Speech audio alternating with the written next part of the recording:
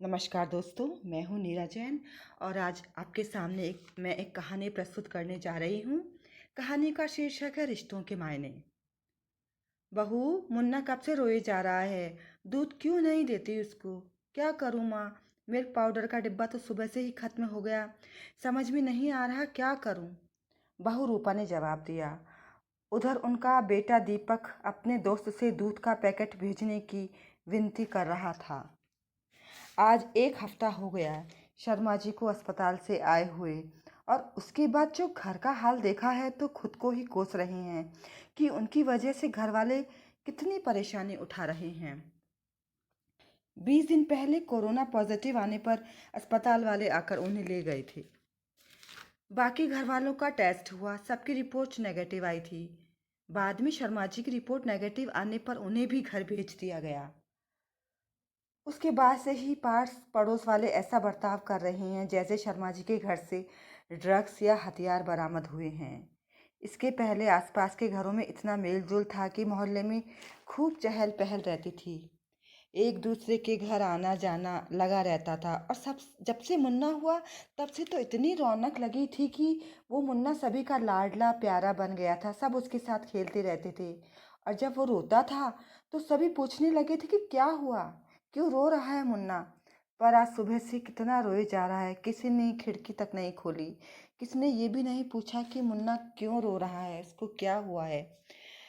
कंटन में तो उनका घर नहीं है, लेकिन सब्जी वाले, दूध वाले, यहाँ तक कि दवा दुकान वालों को भी उनके घर नहीं आने दिया जा रहा है।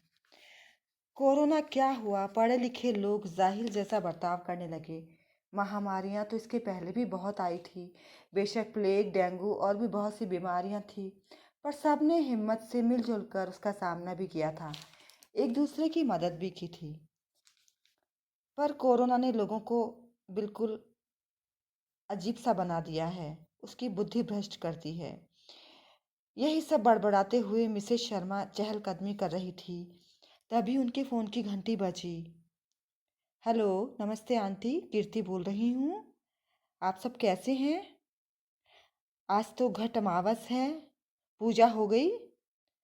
आज मैंने आपकी दी गई पिंक कलर की साड़ी पहनकर पूजा की है, और मुझे बहुत अच्छा लगा और बहुत अच्छा महसूस हुआ। तो मुझे आपकी याद आ गई, तो एक सांस में बोल गई कीर्ति ये सब बातें। कीर्ति पड़ोस वाले गुप्ता जी की बेटी है। 4 महीने पहले ही शादी हुई उसकी। कनाडा रहती है। 4 महीने पहले इस घर में जो रौनक थी, उसे देखकर यह बताना मुश्किल था कि शादी किस किस घर में हो रही है। सहसा ही ये सब याद करके मिसेस शर्मा जी की रुलाई फूट पड़ी, और उन्होंने कीर्ति को अपनी सारी आप बीती बताई कि किस तरह से शर्मा जी कोरोना से पीड़ित हो गए और अब उनके घर सबका आना जाना बंद है और वो बहुत ही असहाय महसूस कर रहे हैं। तो कीर्ति को बहुत झटका लगा। वो एकदम अवाक रहकर सोचने लगी कि ऐसा क्या हुआ। फिर वो बोली, अच्छा आंटी, बाद में कॉल करती हूँ, कहकर उसने फ़ोन काटा और अपनी माँ को फ़ोन मिलाकर एक सांस में बोलने लगी। आप लोग ऐसा कैसे कर सकते हैं माँ? भूल गई आप कितने प्यार से शर्मा आंटी ने अपने हाथों से मेरी साड़ी, फेरों वाली साड़ी सजाई थी, और दीपक भैया इसे दौड़ दौड़ कर शादी में किस तरह से काम कर रहे थे। और बाजू वाले घोष अंकल जब भी उनके मोबाइल में कुछ गड़बड़ होती है तो सीधे दीपक भैया के पास पहुंच जाते थे। कितना हेल्पफुल था ये परिवार सबके लिए। और आज जब उनके घर पे मुसीबत आई है तो आप लोग बिल्कुल उनकी तरफ नहीं देख रहे हो, न उनको पूछ रहे हो। आप लोग सब कुछ भूल गए क्या? महामारी एक दूसरे से फैलती है, पर इसका मतलब यह नहीं कि हम एकदम स्वार्थी हो जाएं और किसी की मदद भी ना करें। अपनी सुरक्षा का ख्याल रखते हुए हम दूसरों की मदद कर सकते हैं माँ, लेकिन मुझे आप लोगों से ऐसी उम्मीद नहीं थी।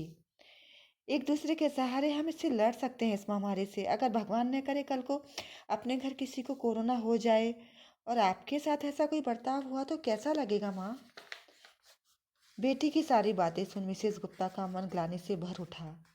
उन्होंने तुरंत फोन रखा, मास्क लगाया और सब्जियां, ब्रेड, फल, दूध सब लेकर वो शर्मा जी के घर की ओर चल पड़ी। शर्मा जी के दरवाजे पर सामान रखकर और घंटी बजाकर जैसे ही वो घर की तरफ लौटी तो मोबाइल पर मिसेस शर्मा का फोन आ रहा था। घंटी बज रही थी। कोरोना और रिश्तों के बीच आखिर जीत रिश्तों की ही हुई।